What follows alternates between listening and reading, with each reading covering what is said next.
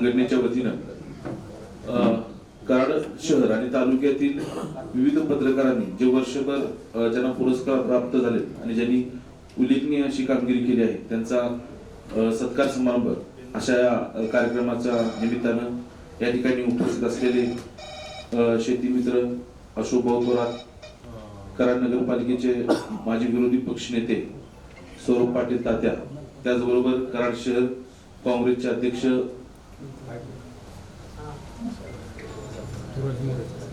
ऋतुराज मोरे, त्याचबरोबर मनसेचे तालुकाध्यक्ष दादासाहेब शिंगण, या सर्वच मान्यवरांचं स्वागत। मी मान्यवरांना विनंती करतोय की आपण सर्वांनी बाळशास्त्री जांभेकर यांच्या प्रतिमेला पुष्पहार घालून दीपक प्रज्वलन करून या कार्यक्रमाची सुरुवात करावी।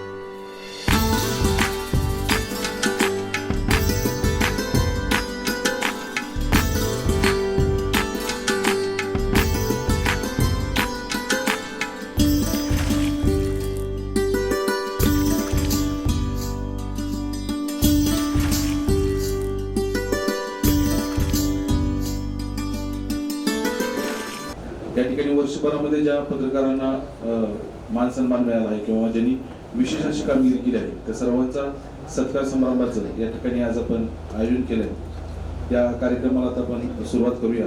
या ठिकाणी विशेष सत्कार ज्येष्ठ पत्रकार रामभाऊ जगताप यांचा सत्कार मान्यवरांनी करावी। भाऊंची 61 आहे, त्या निमित्ताने आपण हा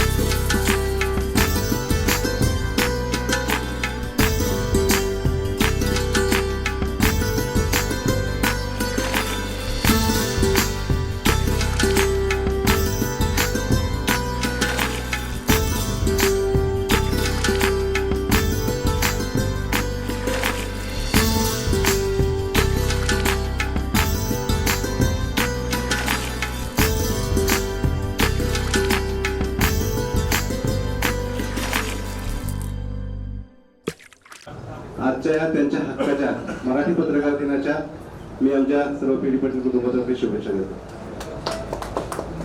पत्रकार म्हणून आपण सगळ्या पक्षांना एका व्यासपीठावरती आणू शकता. फक्त एवढंच भीती वाटते आम्हा सगळ्यांना की पत्रकार परिषद कुठले चालले. परंतु खरंच निश्चित तुमच्या हक्काचा दिवस आहे. मी जेव्हा माझं काय म्हणणं असतं की आपण कुठल्याही क्षेत्रात काम करत असताना आपण ज्या क्षेत्रात काम करतोय ते क्षेत्र किती मोठं आहे, त्याचा आवाका, त्याचं गांभीर्य आणि त्याची जे लिगसी असते ते आपल्यापर्यंत माहीत असावे. आज आपण मगाशी बघितलं आपण की पत्रकार दिनांकाची कशामुळे सुरुवात झाली, आपण का साजरा करतो, तर 6 जानेवारी 1832 रोजी दर्पणकार हे दर्पण हे वर्तमानपत्र सुरू झालं. आचार्य बाळशास्त्री जांभेकर यांनी 6 जानेवारी 1832 या साली ह्याची पहिली आवृत्ती निघाली. त्यामुळे आपण मराठी पत्रकार दिन हा साजरा करतो. आणि त्याचं स्वरूप गेल्या काही वर्षामध्ये बघितलं असेल की वेगानं बदलत चाललेलं आहे. विशेषतः आपण बघितलं पहिल्यांदा फक्त प्रिंट मीडिया होता, नंतरच्या काळात दूरदर्शनच्या माध्यमातून इलेक्ट्रॉनिक मीडिया आणि येत्या 10 वर्षांमध्ये सोशल मीडियाच्या माध्यमातून सुद्धा अनेक जण व्यक्त व्हायला लागले आहेत, स्वतःचे विचार मांडायला लागले आहेत. पूर्वीपासून आम्हाला मी पत्रकारांशी संवाद साधायला आहे. मी तुम्हाला दर्पण दाखवायला, आरसा दाखवायला तो उभा नाहीये, ते काम आमचे दादा शिंगणेसारखे सहकार्य करतील. परंतु हे खूप चांगली परंपरा महाराष्ट्राला लाभलेली आहे. तर मराठी पत्रकार ही किती मोठी आवृत्ती आहे त्याची तुम्हाला आकडेवारी काही थोडक्यात माझ्याकडे जे आहे की जी शासकीय वेबसाईटवरून घेतलेली आकडेवारी आहे. तर टोटल रजिस्ट्रेशन जे आहेत की जे केंद्र शासनाकडे रजिस्टर असलेले पब्लिकेशन्स जे आहेत ते 1,46,045 हे इतके रजिस्टर असणारे शासनाकडचे वर्तमानपत्र आणि नियतकालिका. त्यामध्ये वर्तमानपत्र आहे ते 20,821 हे वर्तमानपत्र केंद्र शासनाकडून नोंदणीकृत सांगतात आणि नियतकालिका आहे ती जवळपास 1,25,767 इतकी नियतकालिका शासनाकडे नोंदणीकृत आहे. मग त्यामध्ये आमचा मराठीचा वाटा किती आहे, तर मराठी पत्रकारांचा जे वितरण होतं, जे क्लेम केलं गेलेलं आहे शासनाकडे, तर त्यामध्ये जे हिंदी पट्ट्यामध्ये जे हिंदी वर्तमानपत्र वितरित होतात तर त्याचा आकडा जवळपास 19 कोटी आहे. परंतु त्यामध्ये जवळपास 7 राज्यांमध्ये हिंदी वर्तमानपत्र सर्क्युलेट होतात. त्यामध्ये उत्तर प्रदेश आहे, दिल्ली आहे, बिहार, मध्य प्रदेश, छत्तीसगड, झारखंड, उत्तराखंड.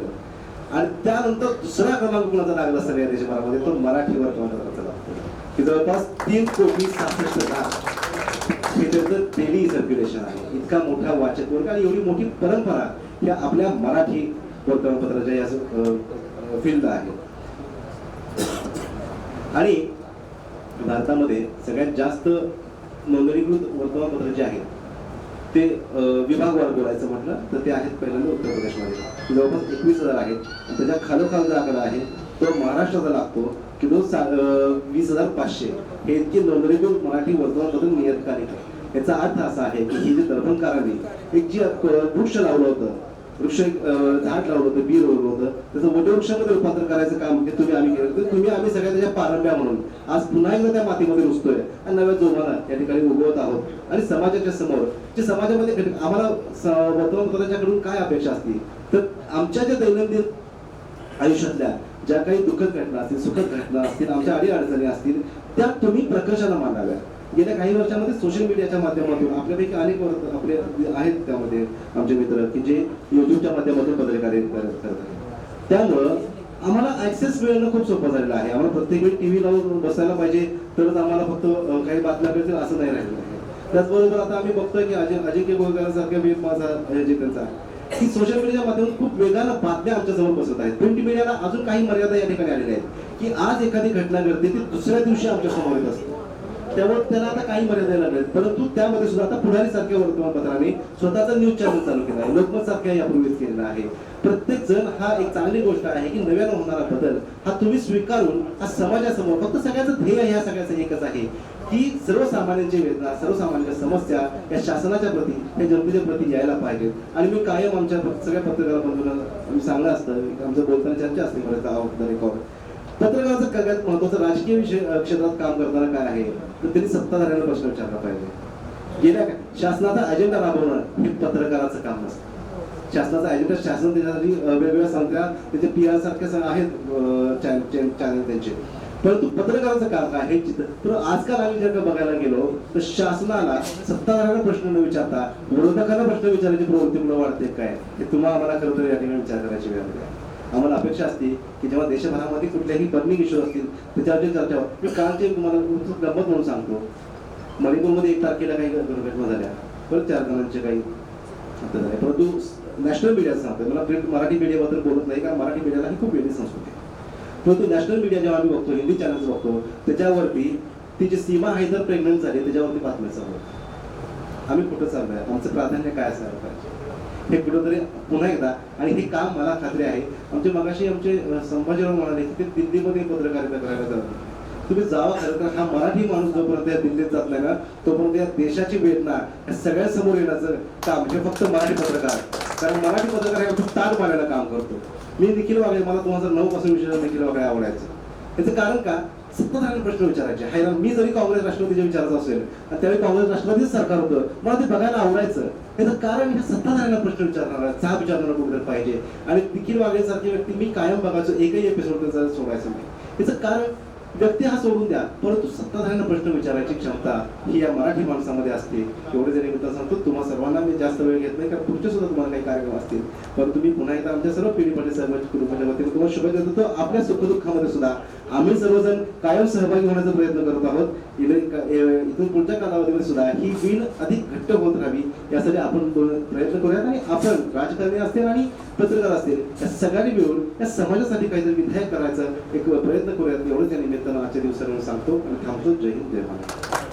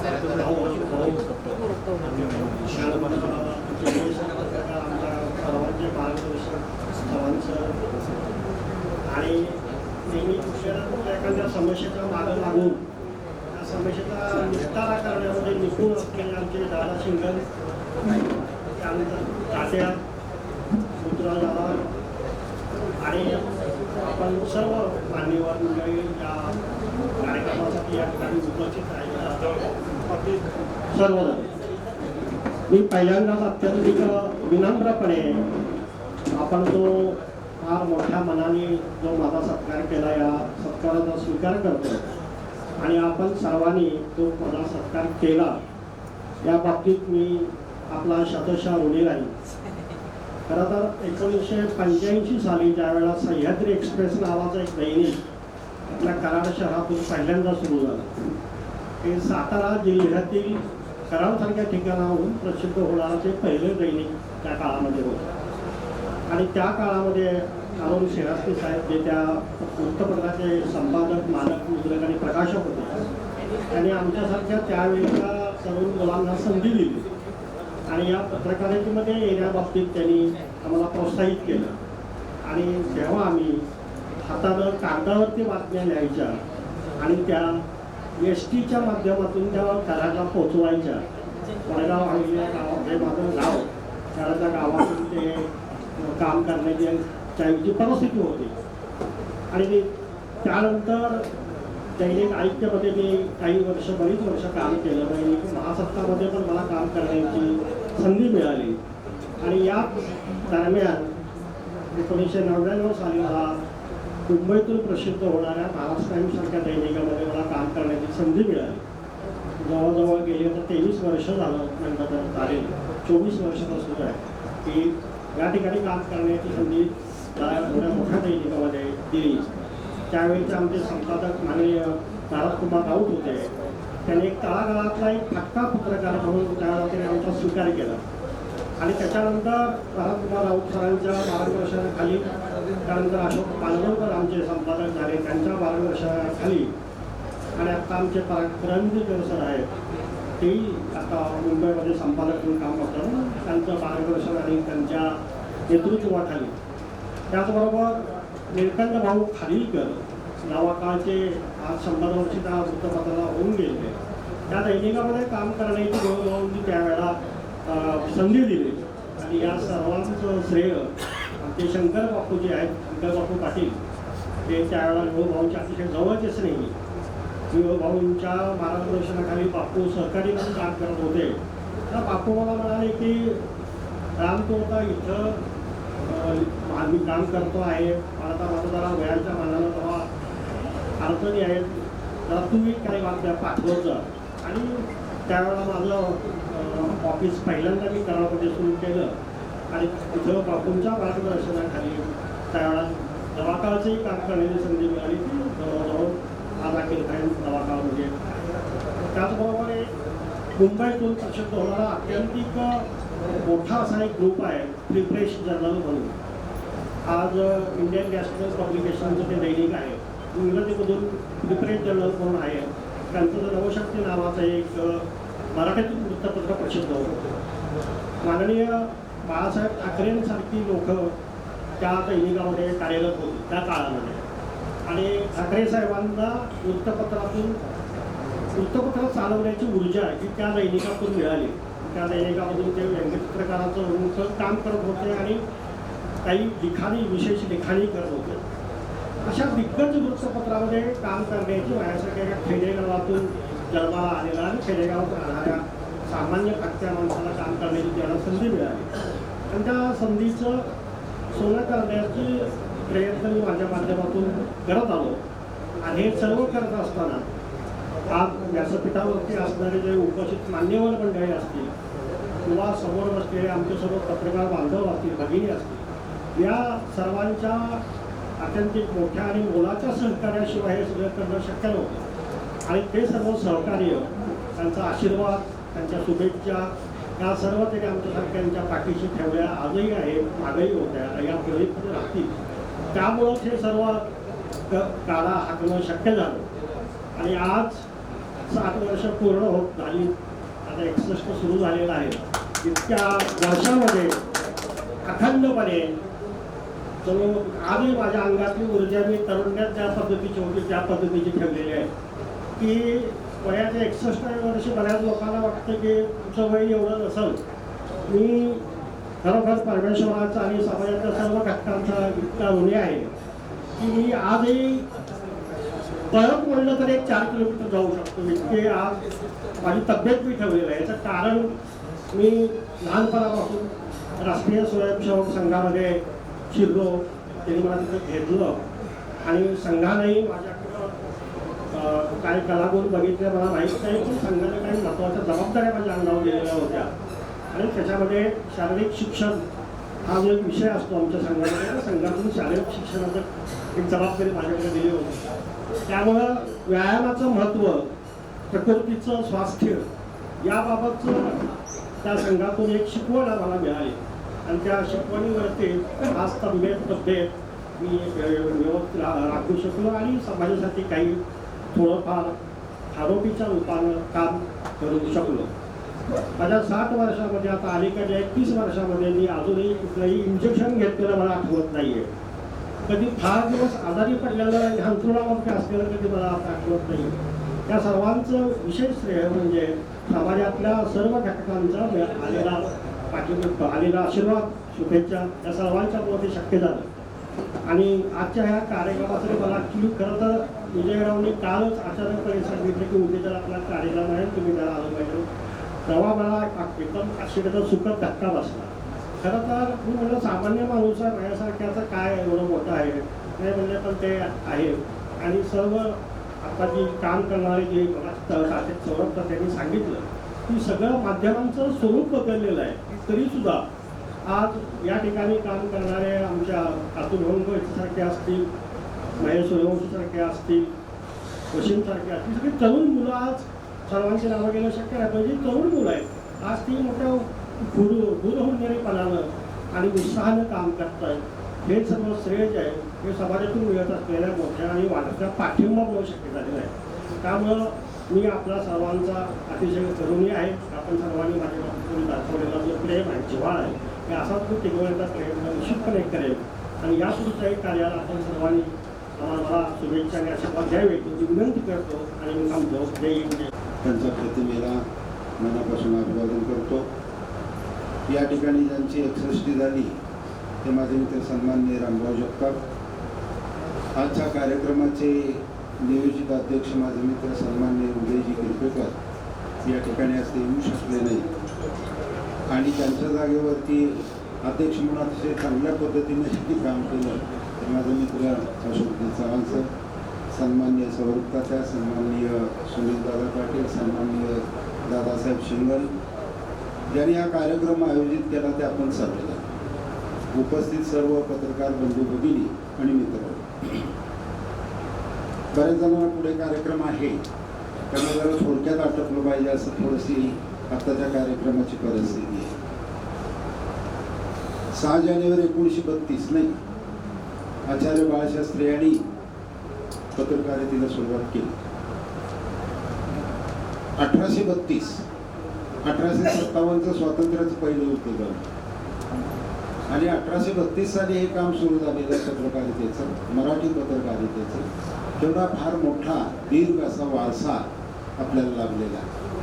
तर त्यांनी सांगितलं की आज महाराष्ट्रातील हे मराठी पत्रकार बांधव आणि मराठीच्या माध्यमातून प्रदर्शित होणारे, प्रकाशित होणारे सर्व नियतकालिक असतील, साप्ताहिक असतील, त्यानंतर पंधरवड्याची काही नियतकालिक असतील, दैनंदिन वर्तमानपत्र असतील, फार मोठा टप्पा आपण या संबंध 1832 पासून आज 2024 जानेवारी महिन्यापर्यंत फार मोठा टप्पा गाठला. आणि मग याच्यामध्ये आता रामभाऊ जगताप यांनी त्यांचे अनुभव सांगितले की ग्रामीण भागातून एखादा पत्रकार कसा जन्माला येतो आणि मग तो वाटचाल करत असताना कशा प्रकारची संधी त्याला चांगल्या चांगल्या वृत्तपत्रामध्ये तळागाळात काम करण्याची संधी आणि त्यांनी ज्या संकलित केलेल्या बातम्या आहेत त्याला कशी संधी मिळते हा एक अतिशय चांगलं उदाहरण त्यांनी स्वतःच्या माध्यमातून आपल्या सर्वांच्या पुढे ठेवलं.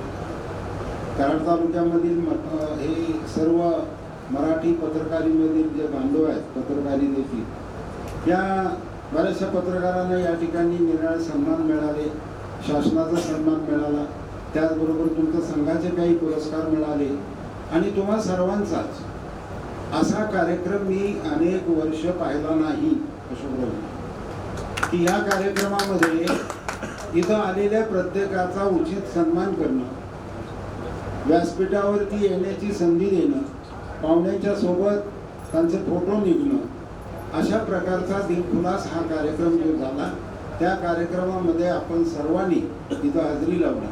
तेव्हा तुमच्यापैकी प्रत्येकाचं काम आपापल्या क्षेत्रामध्ये अतिशय चांगल्या पद्धतीने चालू आहे. किंबहुना मी असं म्हणेन की या पत्रकारितेमध्ये आपण काम करत असताना अतिशय चांगल्या पद्धतीनं काही विचार जोपासायचा आपण प्रयत्न केलेला आहे. परंतु आजची पत्रकारिता, युवक पत्रकार, युवक युवती असतील, त्यांच्याकडून भविष्यातल्या असलेल्या अपेक्षा आणि सर्वसामान्य माणसाचा ज्याचा उल्लेख सौरभनी केला या ठिकाणी, त्यातल्या आमच्या काही अपेक्षा. तेव्हा मी आमच्या काही ज्या अपेक्षा आहेत इथून थोडंसं सुरुवात करतो. आजचं पत्रकारितेचं जे स्वरूप आहे त्याच्याबद्दल सुद्धा आम्ही तुम्हाला म्हणणं की तुम्ही वस्तुनिष्ठ लिहिलं पाहिजे, तुम्ही लिहा, तुम्हाला सांगता येईल. आम्ही थोडंसं वस्तुनिष्ठ बोललं पाहिजे, म्हणजे तुम्हाला त्याच्याबद्दलचं फारसं वाईट वाटणार नाही. परंतु आम्ही जे अनुभवतो या पत्रकारितेमध्ये आणि त्याच्या माध्यमातून समाजामध्ये आणि शासनामध्ये, याच्याबद्दल सुद्धा आपल्याला थोडंसं बोललं पाहिजे. आणि भविष्य काळामध्ये ही पत्रकारिता आणि विशेष करून मराठी पत्रकारिता ही कशी वाढली पाहिजे, कुठं गेली पाहिजे, याबद्दल माझी स्वतःची काही मतं आहेत, की एक थोडक्यात मी सांगणार आहे. त्या आजच्या या संबंध पत्रकारितेमध्ये इथपर्यंत मराठी पत्रकार आले, मराठी दैनिक आली, साप्ताहिक आली, लोकांच्या प्रती आपण जात आहोत. फार मोठ्या प्रमाणात आपला वाचक आहे महाराष्ट्रामधला. आणि मग या प्रिंट मीडिया पत्रकारिता त्याला काय भवितव्य राहील? आता सुनीलजी पण बोलत होते, बरोबर आहे, लोकांना शंका यायला लागलेली आहे की या प्रिंट मीडियाचं काय होईल, या पत्रकारितेचं काय होईल, याच्यामध्ये काम करणाऱ्या मंडळींना काय भवितव्य आहे. तर मी असं म्हणेन की प्रिंट मीडिया आणि त्याचा वाचक काही कमी होणार नाही,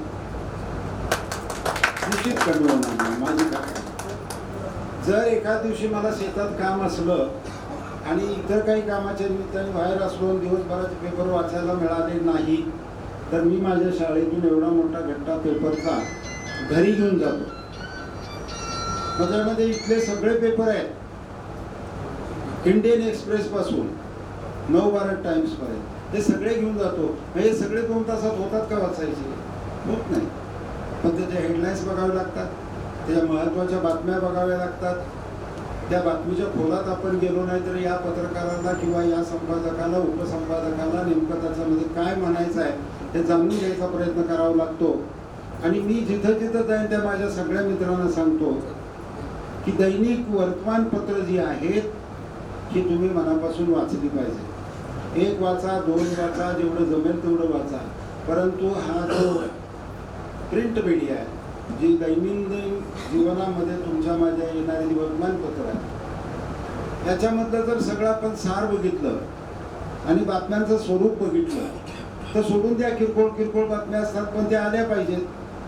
अनेकांची अपेक्षा असते, अनेक जण डोळे लावून बसले असतात की काल अमुक ठिकाणी मी एक कार्यक्रम घेतला, वृक्षारोपणाचा घेतला, रस्त्यावरचे खड्डे बुजवण्याच्या संदर्भात बोललो, ते आलं पाहिजे छापून असं अनेकांना वाटतं. सगळं छापून येईल असं नाही, कारण तुम्हालाही जागेची मर्यादा आहे. तुम्हालाही तुमचा जे वर्तमानपत्र आहे त्याची जी धोरणं आणि ध्येय ठरलेली आहे, त्याची वैचारिक दिशा ठरलेली आहे, त्या दिशेनं त्यांना प्रवास करावा लागत असतो. आणि प्रत्येक बातमीचा साठी लागणारी स्पेस, जागा ही थोडीशी कमी जास्त होते, ती ठरलेली असते. पण छापील बातमीमध्ये एक बाब ठरलेली नसते, ती अशी की त्या बातमीचं मूल्य काय, बातमीचं मूल्य काय, आणि त्या बातमीचं विश्लेषण तुम्ही कसं करताय त्या घटनेचं, हे विश्लेषण इतर कुठल्याही मीडियामध्ये सध्या येत नाही, तर फक्त प्रिंट मीडियामध्ये येतं. आणि म्हणून प्रिंट मीडिया हा निश्चितपणे या समाजातील जाणती माणसं, वाचक माणसं, माणसं, समजून घेणारी माणसं, समाजाला दिशा देणारी माणसं, राजकारण करणारी मंडळी, राजकारणाच्या माध्यमातून शासन चालवणारी मंडळी यांच्यापर्यंत तुमच्या माध्यमातूनच त्याचा अन्वय अर्थ जात असतो. किती महत्वाचं काम आहे पहा. एखादी घटना घडल्यानंतर राजकारणातली असेल, समाजकारणातली असेल, अर्थकारणातली असेल, तर त्याचं विश्लेषण जे येतं हे सखोल विश्लेषण आणि शेवटपर्यंत तुम्हाला मला विचार करायला लावणारं विश्लेषण हे फक्त प्रिंट मीडियामध्ये येऊ शकतं. केंद्र सरकारने सहकार कायदा केला, सहकार खातं निर्माण केलं आणि केंद्र सरकारच्या 2 नंबरच्या पोझिशनवर असलेल्या मंत्र्यांनी ते आपल्याकडे ठेवलं. मी अनेक लोकांना अनेक वेळा विचारलं, ह्याचं कारण काय, मला जरा कोणीतरी समजून सांगा. What has happened? की त्यांना असं वाटलं की सहकार खातं माझ्याकडे पाहिजे, ते मी निर्माण करणार, केलं. त्याच्या पूर्वीचे सगळी बजेट मी पाहिली, पण 3-4 ओळी किंवा तात्या एका पॅरेग्राफ शिवाय त्याच्यामध्ये सहकाराला वेटेज दिलं नाही. असं काय घडलं एकाएकी की सहकार खातं निर्माण झालं आणि 2 नंबरच्या मंत्र्यांनी आपल्याकडे घेतलं. 29 तारखेला पश्चिम महाराष्ट्रातली सहकार परिषद मी ठेवलेली आहे आणि मी तिथं पहिले बघते त्यांनाच हे दिलेलं आहे काम, अनिल कवडे सरांना, की ह्याचा मला समजून सांगा काय आहे केंद्रात सहकार कायदा आणि त्याचा उद्देश काय. मग हे अनेक वेळा ह्या वर्तमानपत्रांमधला हा संशोधनाचा विषय होऊ शकतो की हे असं का घडलं, कशामुळं घडलं. आणि मग सहकार चळवळीची सगळी चिरफाड वसंतराव जुगळेसारखा एखादा मनुष्य करत असतो, वसंतराव भोसलेंसारखा एखादा मनुष्य करत असतो आणि हे प्रिंट मीडियामध्ये येतं. आणि म्हणून त्यासाठी हा प्रिंट मीडिया अतिशय महत्वाचा आहे की जे जे प्रश्न तुमच्या माझ्या दैनंदिन जीवनामध्ये तुम्हाला मला व्यापून राहिलेले आहेत. मगाशी उल्लेख केला तात्यांनी की सत्ताधारी पक्षाला प्रश्न विचारले पाहिजेत, जरूर विचारले पाहिजेत, विचारणारी अनेक मंडळी. पण माझं सौरवजी दुसरं म्हणणं असं आहे, मी गेली अनेक दिवस त्या लोकांना हे सांगतोय की ठीक आहे, उदाहरणार्थ शिक्षण, शैक्षणिक धोरणावरती सत्ताधारी पार्टीची जी भूमिका आहे, त्यांचं जे धोरण आहे ते ठरलेलं आहे, ते राबवत आहे. तर त्यात आम्हाला जे खटकतंय, ग्रामीण भागातल्या वाडी वस्तीवरल्या मागासवर्गीय आणि इतर गरीब विद्यार्थिनींना जे खटकतंय, मराठा समाजाची चळवळ चाललेली आहे करून त्याच्यामध्ये शिक्षण नाही हा एक भाग आलेला आहे, हे खटकतंय. हा शिक्षणाचा प्रश्न विरोधी पक्षाच्या अजेंड्यावर का नाही, कोण कोण बोलतं त्याच्यावरती, हाही प्रश्न प्रिंट मीडियाच्या माध्यमातून विरोधी पक्षांना विचारला पाहिजे की अरे बाबा हे कधीतरी मांडा ना. आरोग्याचा प्रश्न असेल, सहकाराचा प्रश्न असेल, शेतीचा प्रश्न असेल, शिक्षणाचा प्रश्न असेल, अतिशय गंभीर स्वरूप या प्रश्नांनी, या समस्यांनी अतिशय उग्र स्वरूप आता धारण केलेलं आहे. आणि ही सगळी आकडेवारी तुमच्या मार्फतच आम्ही वाचत असतो. शाळाबाह्य विद्यार्थी किती होत आहेत, 20 पटाच्या आतल्या शाळा किती बंद होत आहेत, नवीन शैक्षणिक धोरण वरून राबवायचं चाललंय, आधी कळस मग पाया. सर तुम्ही आता प्राध्यापक आहात, पण ग्रॅज्युएशनचा पहिल्यांदा फॉर्मॅट सगळा बदलायचा चाललेला आहे. आणि माझी बालवाडी तशीच वंचित राहिलेली आहे. बालवाडीचा पहिला जो त्यांनी टप्पा केलेला आहे, ते लहान गट, मधला गट, मोठा गट, पहिली आणि दुसरी 5 वर्षाचा पहिला टप्पा केलेला आहे. त्याच्या राबवणुकीबद्दल काही नाही. बालवाडीपासून 12वी पर्यंत मोफत शिक्षण दिलं पाहिजे, त्याच्यावर सरकार काय बोलत नाही. आणि 2020 NEP न्यू एज्युकेशन पॉलिसी अस्तित्वात आली, अजून महाराष्ट्रात त्याची अंमलबजावणी नाही. का नाही, जिव्हाळ्याचा प्रश्न आहे. आणि 2040 पर्यंत तुम्ही ते राबवणार आहे. म्हणजे एखादं शैक्षणिक धोरण तुम्ही घेतल्यानंतर, सरकारचं धोरण घेतल्यानंतर त्याच्या राबवणुकीला 20-20 वर्ष लागणार आहे. आपण चंद्रावर गेलो, आपण आणखी सूर्याचा शोध घ्यायला निघालो, कृष्णविवराचा शोध घ्यायला निघालो, पण माझा ग्रामीण भागातला गरीबाचा विद्यार्थिनी यांना हे सगळं केव्हा मिळणार. आणि हे जर मिळायचं असेल तर हे तुमच्या माध्यमातून लोकांच्या मध्ये मांडलं पाहिजे. पत्रकारितेमध्ये शोध पत्रकारिता अत्यंत जिव्हाळ्याचा प्रश्न आहे. छोट्या छोट्या घटना असतात. बनसोड नावाचे एक पत्रकार माझे मित्र आहेत नागपूरकडचे, ते मला इकडे एकदा आले होते, त्यांना बोलवलं होतं मी. त्यांनी मला सांगितलं की थोरात साहेब मी एखादी घटना शोधतो आणि ती घटना आणि त्याची स्टोरी बनवतो. ती स्टोरी दिल्लीपर्यंत जात असते. कशी जात असते मी 1-2 मिनिटांनी परत सांगतो. पण ते असं शोध घेतात. ती साईनाथने लिहिलं everybody loves a good drought. प्रत्येकाला दुष्काळ हवासा वाटतो. इतक्या स्टोरीज आहेत त्याच्यामध्ये. त्याला मॅगसेस पुरस्कार मिळाला. छोटे छोटे स्टोरीज आहेत. अशाच प्रकारे 7 रोग आवडतो सर्वांना असं जर लिहिलं कुणीतरी तर मग तुम्हाला त्याच्या तळातून वरपर्यंत जाता येईल की 7 रोगामध्ये साथीत माणसं मेली किती, साथीत माणसं आर्थिकदृष्ट्या मोठी झाली किती. गंभीर विषय आहे. आता सगळं येतं ते, परंतु ठिकठिकाणी बांधलेले हॉस्पिटल्स आणि ज्या हॉस्पिटलमध्ये कोविडचे रुग्ण होते आणि इतकं करून सुद्धा देशातला कोविड पूर्णपणे बाहेर गेला नाही. शोध पत्रकारितेचे विषय आहेत छोटे छोटे. आणि मग आम्ही मराठी माणसं तुमच्याकडे डोळे लावून बसलेलो आहे की आमच्या तरुण पिढीनं, आमच्या सिनियर माणसांनी या शोध पत्रकारितेच्या माध्यमातून महाराष्ट्राच्या राजकर्त्यांचा आणि विरोधी पक्षाच्या सगळ्या प्रभावी पुढाऱ्यांचे डोळे उघडले पाहिजेत की बाबा रे तुमच्या पायाखाली हे जळते. ज्या वेळेला ज्येष्ठ श्रेष्ठ पत्रकार, तरुण पत्रकार लिहित असतात तेव्हा त्यांची भूमिका एकच असते की सावर ऐका पुढल्या हाका. पुढल्या वळणावर कोणीतरी बसून तुम्हाला धोक्याची कल्पना देत आहे की इथं फार मोठा खड्डा आहे, इथं फार मोठा धोका आहे, सावध व्हा. तुमची पत्रकारांची भूमिका, वृत्तपत्रांची भूमिका अशीच असते की लोकांना येणाऱ्या सावध करायचं. तुम्ही फार पुढे पाहत असता. तुमची दृष्टी ही भविष्यात लागलेली असते.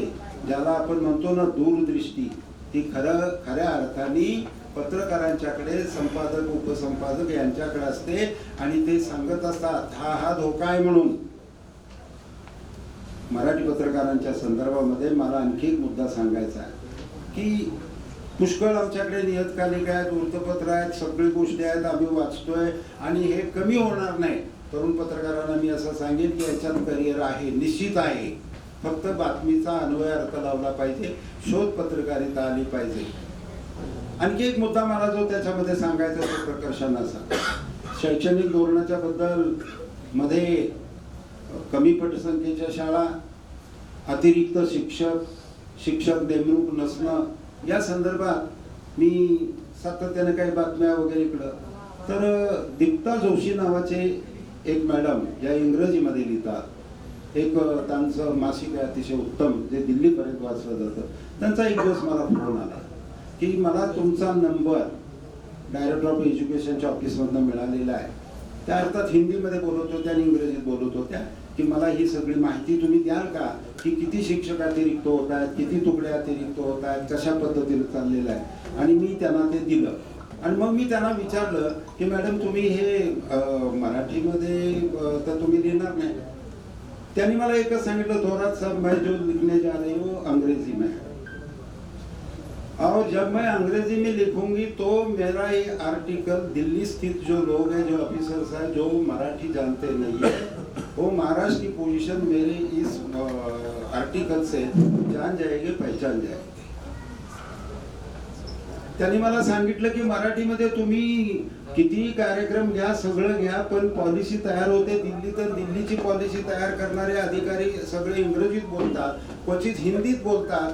त्यांच्या कुठंतरी डोक्यात आपण हे इंग्रजीतून हिंदीतून घातलं पाहिजे की ही परिस्थिती महाराष्ट्रातल्या सहकारातली आहे, ही परिस्थिती महाराष्ट्रातल्या अर्थकारणामध्ये आहे, शिक्षणामध्ये आहे. माझी तुम्हाला विनंती राहील, तुम्ही सगळे सुशिक्षित मंडळी आहात, पण जेवढी टॉपची इंग्रजी वृत्तपत्र आहेत, हिंदीची वृत्तपत्र आहेत, महाराष्ट्राची पोझिशन किंवा कराड तालुक्याची, सातारा जिल्ह्याची पोझिशन तुम्ही तिकडं कधीतरी मराठी तर लिहाच, पण इंग्रजीमध्ये सुद्धा एखादा आर्टिकल जर तुम्ही पाठवलं तर आपल्या डिसिजन मेकिंग मध्ये, आपल्या संदर्भात निर्णय घेत असताना हे कधीतरी त्या सुद्धा मंडळींना वाचायला मिळालं पाहिजे. किंवा तुम्ही एखादा असा पत्रकार शोधा की जो हिंदीमध्ये लिहितो, इंग्रजीत लिहितो, त्याला ते द्या ड्राफ्टिंग. निर्जा चौधरींचं एक पुस्तक अलीकडे माझ्या वाचनात आलं, मी सगळं वाचलं नाही, पण त्याच्या पुस्तकाचं हेडच असं आहे, how the prime minister decide. Prime minister कसं डिसाइड करतात. मला तो नवीन विषय लागला. 6 पंतप्रधानांचं त्यांनी संबंध जवळून पाहिले. निर्जा चौधरीने त्याच्यामध्ये दिलेलं आहे की प्राईम मिनिस्टर हे निर्णय कसे घेत असतात, कोण निर्णय घ्यायला कारणीभूत असतं, ऐनवेळी निर्णय कसा फिरतो, काय होतं त्याच्यामध्ये. इंदिरा गांधींच्या बद्दलचा लोकसत्तेत त्याचं विश्लेषण आलं होतं, how the prime minister decide, आणि त्याच्याबद्दलचा एक प्रसंग आहे. तो प्रसंग सांगणार आहे आणि मी थांबणार आहे. जेव्हा जून महिन्यामध्ये संजय गांधींचा ऍक्सिडेंट झाला त्याच्या अगोदर हिमाचल प्रदेशमध्ये चामुंडा देवीच्या दर्शनाला इंदिराजी गांधी जाणार होत्या. कार्यक्रम प्राईम मिनिस्टर म्हणून ठरलेला होता, त्या जाणार होत्या कार्यक्रमाला. आणि ज्या दिवशी कार्यक्रम आहे त्या दिवशी सकाळी 11 वाजता कार्यक्रम चेंज झाला, इंदिराजी येणार नाहीत असं. तर तिथं मुख्यमंत्री त्यांचे बसलेले होते, इंदिराजी येणार म्हणून काँग्रेस पक्षाचे, आणि सगळे वरिष्ठ होते आणि ते मुख्य पुजारी पण होते. तर ते म्हणले मॅडम हा नाही रहा. तर त्यांनी सांगितलं उनको बोलो हे चामुंडा आहे. हे मी त्या पुस्तकात सांगतोय, माझं काही नाही. त्यांनी सांगितलं की उनको बोलो हे चामुंडा आहे. तरी परंतु 1 तास वाट बघून इंदिरा गांधी आल्या नाही. 2च दिवसात संजय गांधींचा ऍक्सिडेंट झाला. संजय गांधी त्यात गेले, डेड बॉडी ठेवलेली होती. इंदिराजी एका कोपऱ्यात उभ्या होत्या आणि ते हिमाचलचे मुख्यमंत्री एका बाजूला उभे होते. इंदिरा गांधींनी त्यांना पाहिलं आणि त्यांना बाजूला बोलवून घेतलं कोपऱ्यातच. चामुंडा देवीला जाण्याचा माझा कार्यक्रम रद्द कसा झाला असं त्यांनी फक्त त्यांना विचारलं. त्यानंतर ते गेल्या महिन्याभर. म्हणजे प्राईम मिनिस्टरला सुद्धा आपला निर्णय खाली कोण घेतोय कधी कधी माहीत असत नाही, किंवा तो कार्यक्रम बाजूला घेतला जातो. ह्याचा आध्यात्मिक जोडा न जोडा, परंतु निर्जा चौधरीने जी लिहिलं की ह्या संबंध देशाचं नियोजन करणारी, राज्य करणारी जी मंडळी आहेत यांचे सुद्धा निर्णय कसे होतात हे लोकांना कळलं पाहिजे. त्या बाई या सगळं जवळून पाहिलेलं, पत्रकार असल्यासारख्या त्या आहेत आणि त्यांनी हे सगळं लिहिलेलं आहे. किंवा पत्रकारितेवरती काही पुस्तकं यायला अनेक विषय आहेत. शेतीसारखा अतिशय चांगला विषय आहे, सहकार आहे, सगळं आहे, आणि तुम्ही मंडळी अतिशय चांगलं काम करत आहात. आज या ठिकाणी हा कार्यक्रम आयोजित केला. विजय पाटलांनी परवा मला वाटतं फोन केला मला की असा कार्यक्रम आहे आणि तुम्ही या. तर मी म्हटलं येतो, शक्यतो येईनच मी म्हटलं, आणि त्याप्रमाणे आलो. तर काल त्यांनी निमंत्रण पत्रिका तिथं समोर दिली PN गाडगीच्या तिथं, आणि आज यायचं ठरलं. तुम्ही सगळेजण आज जमला, सगळेजण एकत्र बसा. तुमच्या सुखदुःखाच्या बाबी ज्या आहेत पत्रकारिता सोडून बोलत चाला, विचारांची देवाणघेवाण करा. कोणी कुठल्या वृत्तपत्राचा आहे, कोणी कुठल्या विचारधारेचा आहे, कोणी कुठल्या याचा आहे, सगळं सोडून द्या. परंतु तुमच्या दृष्टीने एकच विषय असला पाहिजे की मराठी माणूस, महाराष्ट्रात राहणारा माणूस, आणि त्याला मराठीच्या माध्यमातून त्याच्या प्रश्नाला आपण वाचा फोडली पाहिजे, जे तात्या म्हणाले त्याप्रमाणे, आणि निर्भीडपणे आपण मांडलं पाहिजे. तरुण पत्रकारांना माझं एवढंच सांगणं आहे की निश्चितपणे प्रिंट मीडियाला भवितव्य आहे. शोधपत्रिकेच्या माध्यमातून आणि अतिशय उत्तम तुमचं हिंदी, इंग्रजी आणि मराठी पाहिजे, याच्या माध्यमातून तुम्ही हे सगळं करू शकाल ते तुम्ही करावं. या कार्यक्रमाच्या निमित्तानं तुम्हा सर्वांना पत्रकार दिनाच्या निमित्ताने मनापासून शुभेच्छा देतो, आणि तुमच्याकडून अधिकाधिक माय मराठीची सेवा व्हावी अशा प्रकारची अपेक्षा व्यक्त करतो आणि थांबतो. थोडं लांबलेलं भाषण आहे तरी आपण समजून घ्यायला असं समजतो. धन्यवाद. त्यानिमित्त आज हा सर्व पत्रकारांचा सत्कार व पत्रकार दिनानिमित्त प्रत्येक पत्रकारांना वाटत असतं की आम्ही काय वर्षभर केलेलं आहे त्याचा थोडंसं आपल्याला एक गुणगौरव व्हावा. हाच एक समारंभ उपस्थित सर्व मान्यवरांच्या हस्ते झाला. सर आता म्हटले आम्हाला आता उशीर झालेला आहे, त्यामुळे थोडक्यात मी पत्रकार दिनानिमित्त एक लोकशाहीचा हा स्तंभ आहे आणि त्या स्तंभाची जपणूक हे सर्वजण आपण करत आहात आणि प्रामाणिकपणे करत आहात सर्वजण, आणि सर्वजण प्रयत्न करत आहात. त्यामुळे सर्वांच्या पहिल्यांदा सगळ्यांना शुभेच्छा देतो पत्रकार दिनानिमित्त सर्व पत्रकार बंधू भगिनींना. आणि या ठिकाणी आता बरंच मार्गदर्शन झालेलं आहे. सौरभ तात्या असतील, भाऊ असतील, यांनी सर्व मार्गदर्शन केलेलं आहे. याच्या व्यतिरिक्त मी काय जास्त सांगण्यापेक्षा पत्रकारांना सर्वांना माहित आहे की आता भाऊ म्हटले मगाशी आमचा वृत्तपत्राचा विषय निघाला की वृत्तपत्र वाचन कमी का व्हायला लागलेलं आहे, की थोडंसं त्यात म्हटलं त्यात भाऊ म्हटले बोललेच, भाऊंनी विषय सांगितलेला आहे. त्यामध्ये आता काय झालंय की बऱ्याचशा बातम्या अशा होतात की दुसऱ्या दिवशी आपण पेपर उघडतो त्यावेळेस 50% बातम्या आदल्या दिवशी आपल्याला मिळालेले असतात. कारण युट्यूब चॅनल असतील, इतर काही आता प्रायव्हेट चॅनल भरपूर चॅनल्स निघालेले आहेत. आणि मी तर तुम्हाला सांगतो भाऊ, सर्व म्हणजे मराठी जे आहे माझ्याकडे लिस्टच असते की IBN वगैरे सर्व जी काय लोक आपले पुढारीपासून सगळे जे आहेत ते चॅनल संध्याकाळी फक्त बघतो. अख्ख्या दिवसाच्या बातम्या मिळतात 1 तास बघितल्यानंतर. कारण काय रिपीट बातम्या बऱ्यापैकी होतात त्या ह्याच्यामध्ये, त्यामुळे दिवसभराच्या ज्या काय बातम्या आहेत त्या बघायला मिळतात. आणि दिवसभर व्हॉट्सअप असतील, फेसबुक असतील, चॅनलच्या माध्यमातून आपल्याला आपण सगळेजण काम करतात. आता इथं काहीतरी ऍक्सिडेंट घडला तर 15 ते 20 मिनिटात कळतं की कुणाचा ऍक्सिडेंट घडला, काय घडलं, कुठं काय झालं. त्यामुळे दुसऱ्या दिवशी पेपरमध्ये पूर्ण बातमी वाचायची काही गरज नाही, तर ती बातमी आहे तशीच पेपरला येते. त्यामुळं सगळ्यांना शुभेच्छा. कारण हे चांगलंच आहे, कारण लोकांना लवकरात लवकर बातमी मिळावी. काही लोकांना लवकर कळत नव्हतं पूर्वी, कारण लहानपणी आम्ही असताना पेपर आला तर पेपर वाचायचा, तो संपादकीपासून सुरुवात करायची की शेवटच्या पेजला थांबायचं, कारण 4च पाणी पेपर यायचा. त्यात मगाशी हे म्हटले अरुण सिंहासनेचा एक पेपर होता, त्यापूर्वी एक वाचायला आम्ही लहानपणी वाचायचो तो पेपर. म्हणजे आपलं ते आल्यानंतर 3 दिवसांत पेपर यायचा तो आल्यानंतर. अशा पद्धतीनं आता भरपूर प्रगती झालेली आहे. सोशल मीडिया इतर ह्याच्या माध्यमातून आणि बरेचसे चॅनल झाले, त्याचे चॅनलचे वृत्तपत्राचे यादीच वाचून लाखाच्या वर आपल्याकडे झालेले आहेत. त्यामुळे ते सुद्धा एक थोडासा हे आहे, तर कुठलं चॅनल वाचायचं, काही ठिकाणी वेगवेगळ्या पद्धतीने बातम्या असतात, थोडंसं इकडे तिकडे असतं. पण आपण सर्वजण काम करता. आपल्या कराड तालुक्यातली पत्रकारिता खरोखर चांगली आहे, कारण ते सर्व पक्षीय लोकांना एका व्यासपीठावर आणतात. आणि कोण सुद्धा आपल्या पक्षातला कुठलाही माणूस असं त्यांना वाईट म्हणत नाही की बाबा हा सगळेजण आपलेच आहेत. आणि त्या पद्धतीने आपण सर्वजण कार्य करतात. आपल्या सर्वांना शुभेच्छा. जय हिंद, जय महाराष्ट्र. यानंतर अध्यक्षीय भाषण होणार आहे चव्हाण. त्या दरम्यान काही व्यापारी संघटनेचे पदाधिकारी कार्यक्रम आयोजित केला होता. भाऊ, आता मला कळलं की उदयची प्रकरण कार्यक्रमाचा अध्यक्ष का केले, कारण ते बोलत नाही आणि रिकाम्या खुर्च्या पुढे जास्त बोलू नये असा एक संकेत आहे. आणि अध्यक्ष या नात्याने जे मला बोलणं अपेक्षित होतं त्याचा परामर्श सौरभ त्यांनी घेतलेला आहे, अशोक भाऊनी घेतलेला आहे. अशोक भाऊंच्या आजच्या सगळ्या विवेचनामध्ये कृषी हा विषय विशेष करून कुठेही आला नाही. शिक्षणाचा आला, सहकाराचा आला. आणि रामभाऊ अशोक भाऊ आता वय किती झालं तुमचं सांगितलं? रामभाऊ इथपर्यंत पळायचं, 61 पर्यंत संपलं नाही.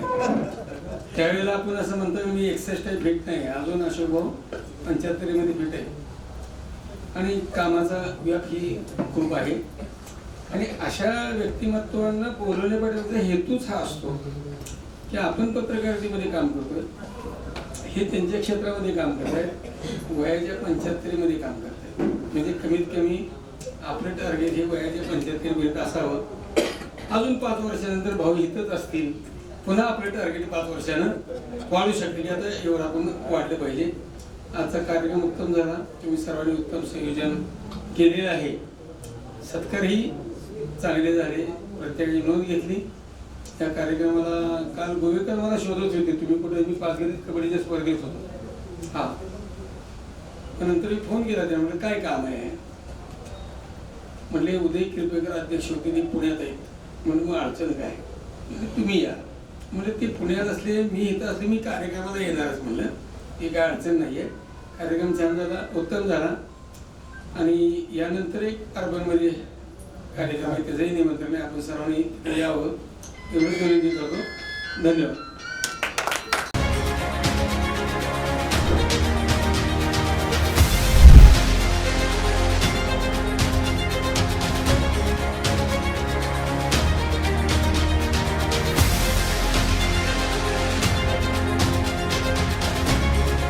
KMS न्यूज, स्पंदन मरांचे नाते आपुलकीचे.